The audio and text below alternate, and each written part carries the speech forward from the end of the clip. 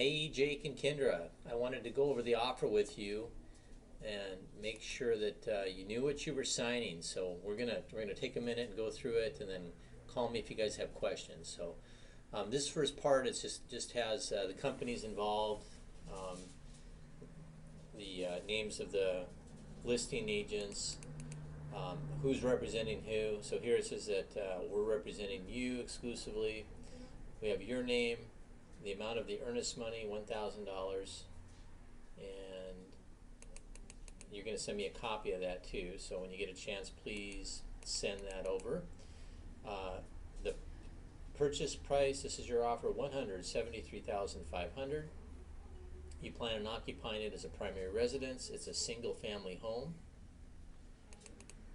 Oops.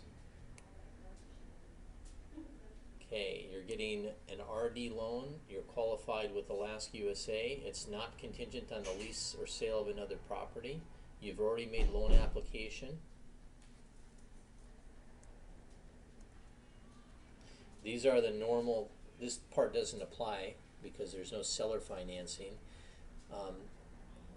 These are the normal closing costs splits for an RD loan, and that's what represents that $3,500.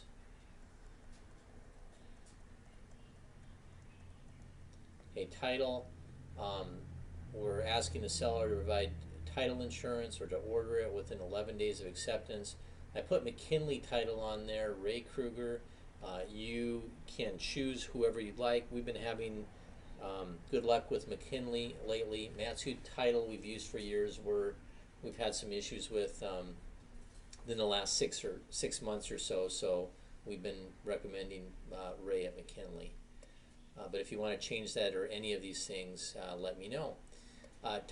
Survey, we've asked the seller to provide an updated survey showing that it's been redone by January 1st. If there's been no changes, they might come back with a counter offer on that to state that there's been no changes to the previous one. We'll talk more about that if they do.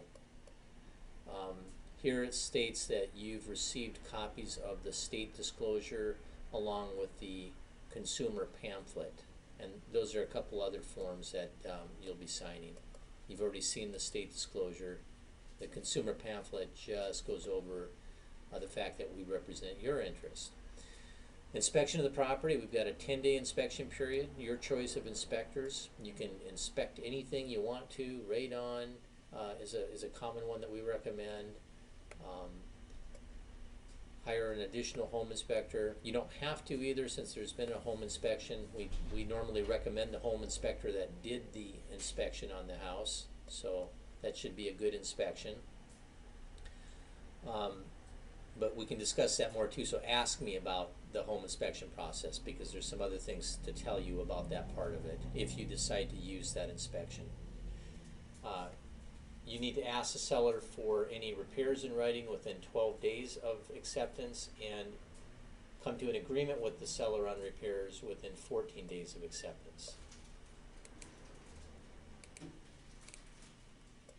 Okay, and then seller will order the appraisal within 14 days of acceptance. I have the recording date by the end of February, so that's about 45 days out. These are kind of normal things that are part of the transaction, like it's your responsibility to check for homeowners insurance. Carbon monoxide detectors are required by state law. We've asked the seller to do that. There are home warranty plans available. They're like insurance plans. We don't recommend them or push them. This talks about what happens with the earnest money.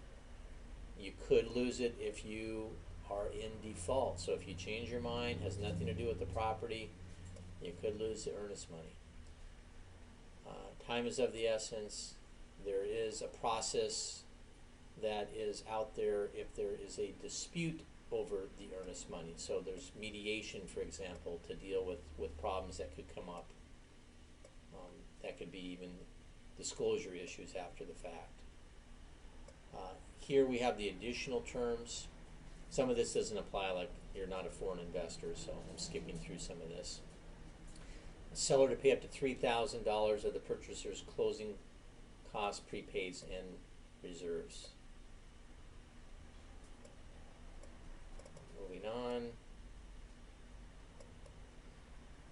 Entire agreement. So the lower part here has to do with the time frame for the seller to accept the offer. So we've got tomorrow by 7 p.m. In the event the seller does not accept the offer by that time frame, it doesn't mean they have to respond by that time frame, but they could counter even after that.